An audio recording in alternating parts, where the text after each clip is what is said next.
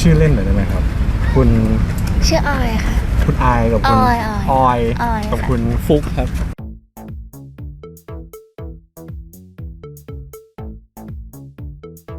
ปัญหาในความสัมพันธ์เนี่ยมัน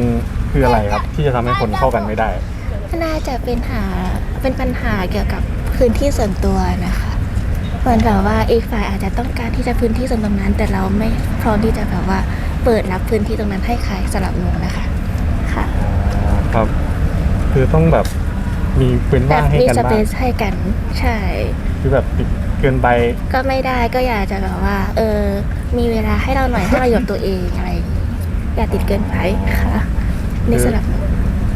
นี่ผ่านมาแบบคุณอายแบบคือแบบคุณออยแบบก็เคยมีอะไรที่แบบเขาไม่ให้เวลาเราเลยหมายถึงว่าเวลาที่จะควรจะเป็นของเราอะเขาไม่ให้พื้นที่เราอะไรเงี้ยก้าวขายมาเกินไปใช่เขาแบบหวงเราเกินไปมากหรือเปล่าเกินไปค่ะครับผมคุณนักขอโทษทีผมแยกกับซีมาคุณฟุกนะครับคุณฟุกครับคิดว่าปัญหาในความสัมพันธ์ของคุณฟุกนี่คืออะไรครับที่ทำให้คนเราเข้ากันไม่ได้ก็น่าจะทั้งเรื่องของพื้นที่ส่วนตัวเรื่องนิสัยแล้วก็ความชอบต่างๆมันแบบไม่เข้ากันอะไรประมาณนี้ต้องแบบต้องห่างกันขนาดไหนคนแบบความชอบไม่ต้องไงดีถ้าเป็นเรื่องของความชอบความจริงผมก็ไม่ได้อะไรขนาดแต่ว่ามันก็แบบบางอย่างมันไม่ตรงไทยกันเลยแบบไม่เทสไม่เข้ากันอะไรประมาณนี้เรื่องอาหารหรอครับเทสมันสไตล์เพลงสไตล์การแต่งตัวอะไรอย่างนี้ฮะมันก็จะมีแนวที่ชอบอยู่ปุ๊บนี่อาจจะชอบฮาร์ดคอร์ใช่ไหมไม่ขนาดนั้น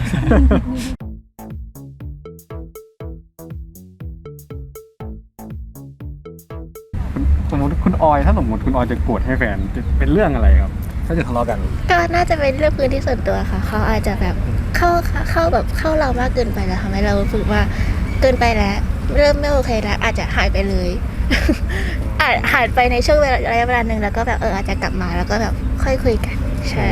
อันนี้สำหรับหนูค่ะคิดว่าเรื่องแบบผมว่าเรื่องแบบการเข้าหาควรจะเป็นแบบผู้หญิงควรจะแบบก็อยากอยู่กับแฟนผู้ชายมากกว่าส่วนมากแต่คนเลยค่ะพี่อันนี้หนูคิดว่ามันไม่ได้กับผู้หญิงผู้ชายอ่ะคือผู้หญิงบางคนเขาก็ต้องการที่จะแบบเวลาให้กับตัวเองเหมือนกันผู้หญิงเขาบางคนก็ไม่ได้ต้องการที่จะอยู่กับแฟนขนาดนั้นแต่ถ้ามีเขาแล้วมันดีก็อยากจะมีแต่แค่แบบอยากให้เขาเข้าใจในบางพื้นที่ของเราด้วยอะไรอย่างเงี้ยไม่ผมหมายถึงแบบผู้ชายแบบพยายามติดผู้หญิงมากเกินไปไงผู้หญิงก็เลยไม่ชอบอย่างนี้หรือเปล่าก็อาจจะไม่แน่ใจค่ะพี่คือถ้าในสำหรับคนอื่นเขาอาจจะโอเคก็ได้นะกับผู้ชายที่แบบเข้าหาเรามากๆอะไรอย่างนี้อันนี้อาจจะเป็นตัวที่หนูเองด้วยที่หนูแบบค่อนข้างที่จะมี private space อยู่ตรงนั้นแล้วคุณฟุกอะครับทะเลาะกันจำได้ไหมล่าสุดเรื่องอะไรน่าจะเรื่องเพื่อนผู้หญิงครับเพราะว่าความจริงคือผมก็เรียนชายล้วนแต่แบบไม่ค่อยมีเพื่อนผู้ชายมีแต่เพื่อนผู้หญิงก็คือทะเลาะกับเพื่อนผู้หญิงไม่ทะเลาะกับแฟนครับเพราะว่าแบบเราก็สนิทกับเพื่อนผู้หญิงคือเรากับเพื่อนผู้หญิงรู้จักกันตั้งแต่ประถมครับแล้วทีนี้มันก็สนิทกันมากแต่ก็ไม่ได้มีอะไรกันครับมันก็เพื่อนกันคือเราไปกับเพื่อนผู้หญิงอะไรเงี้ยเขาก็แบบหึงใช่เขาหึงแบบเกินไป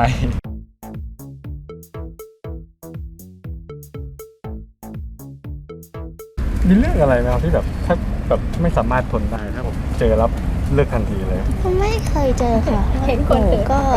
จะต้องคุยกันก่อนที่จะมีการเลิกกันเห็นไหมเพราะหนูรู้สึกว่าการที่เราจะตัดสินใจจะเลิกกับใครอ่ะมันยากนะเราต้องคิดดีๆอ่ะไม่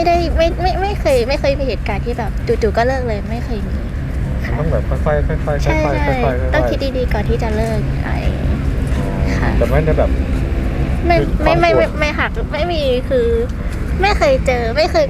มีจุดที่เราโกรธเขามาแล้วเราก็ตัดขาดไม่มีค่ะไม่ได้แบบปึ๊บแล้วก็ไปเลยไม่แบบค่อยๆวันนี้วันต่อไปก็ค่อยๆแต่ส่วนใหญ่หนูเป็นคนที่แบบถ้ามีปัญหาอะไรตั้งแต่แรกอ่ะหนูจะพูดเลยนะแต่ไม่ได้แบบพูดด้วยอารมณ์ก็แบบพูดเลยว่าโอเคอันเนี้ยไม่ชอบนะ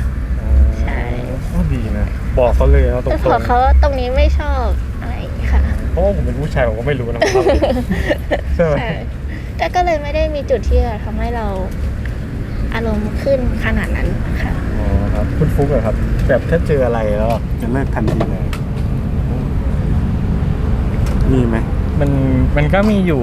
ผมเคยมีคนเดียวเลยมีปัญหากันหนักมากคนนี้ ครับ มีทั้งแบบ เขาทั้งแบบเอาผมไปพูดลับหลัง สร้างเรื่องให้ผมดูไม่ดี พูดถึงครอบครัวผมแบบแย่ๆแบบทำให้ผมชีวิตดูแย่ไปหมดตรงนั้น ทำให้เราเสื่อมเสียชื่อเสียงอย่างนี้พอแบบขยายความหน่อยนิดนึงได้ไหมครับ ก็คือครอบครัวผมอะพ่อกับแม่จะทำธุรกิจแยกกันพ่อจะเปิดร้านอะไรแม่เปิดแบบร้านข้าวแกงธรรมดาครับแต่ว่าคือผมก็จะไปช่วยทางแม่มากกว่าทางพ่อเพราะว่าพ่อทางร้านของพ่อเขาแบบเปิดได้ดีอยู่แล้ว เงินมันก็เหลือพอใช้ แต่ว่าร้านของแม่ก็แบบผมไปช่วยไงแล้วทีนี้เหมือนเขาแบบเหมือนวันนั้นทะเลาะอะไรกันสักอย่าง แล้วเหมือนเขาพูดไม่คิดอะครับเขาแบบ ไปช่วยแม่อะไรไถนาเป็นควายอะไรประมาณนั้นนะผมเขาด่าผมเป็นควายเลย อ๋อก็คืออยู่ๆก็ด่าเราแล้วงั้น ใช่เขาแบบทะเลาะกันอยู่แล้ว คือผมก็ทนมานานแล้วคนนั้น อ๋อคือเป็นจุดสิ้นสุดแล้ว ใช่ คือเบรกกิ้งพอยต์แล้วตอนนั้น ใช่ อ๋อก็เลยเลิกกันไปใช่ไหมครับ ใช่ครับ ก็คือมันก็ไม่ได้แบบปึ๊บขึ้นมาเนาะไม่ได้แบบอยู่ๆก็แบบโกรธขึ้นมาก็มันก็เลิกยากเหมือนกันนะครับเนี่ย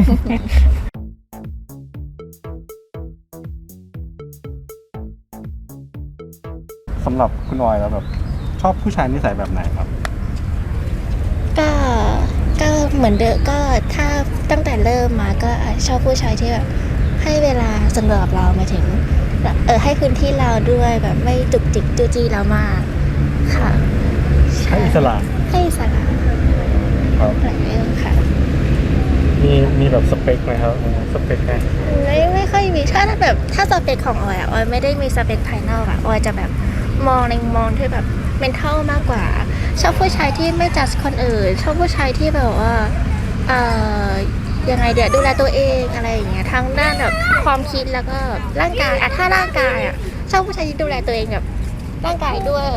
ชอบคนหุ่นไม่เชิงอะแค่แบบไม่ทำให้ตัวเองดูแย่ขนาดนั้นแล้วก็ไม่ชอบผู้ชายที่เปลี่ยนตีตลอดเวลาไม่ชอบเพราะทำให้รู้สึกว่าเราจะทำให้เรามีความคิดนกาทีฟไปกับเขาด้วยเราชอบคิดผู้ชายที่แบบว่ามี high energy แล้วก็แบบมีความคิดที่ positive อย่างนั้นมากกว่าค่ะ แบบคุณชัดชาติสเปคแบบคุณชัดชาติเลย ก็สุดไปนิด ค่ะ ไม่รู้เอากำลังมาจากไหนเลยนะ ไม่รู้จะนอนหรือเปล่า มีแฟชั่นจริงคนนี้ เถียงไม่ออก เป็นคุณฟุกเหรอครับนิสัยผู้หญิงที่ชอบ นิสัยก็ให้เป็นนิสัยก็คงใจดีฮะ แบบว่าโลกสดใสไม่หมองหม่นอะไรขนาดนั้นเขาชอบผู้หญิงเข้าสังคมด้วย เข้าสังคม ใช่เพราะว่าส่วนตัวผมก็เข้าสังคมไม่ค่อยเก่ง อ๋อครับ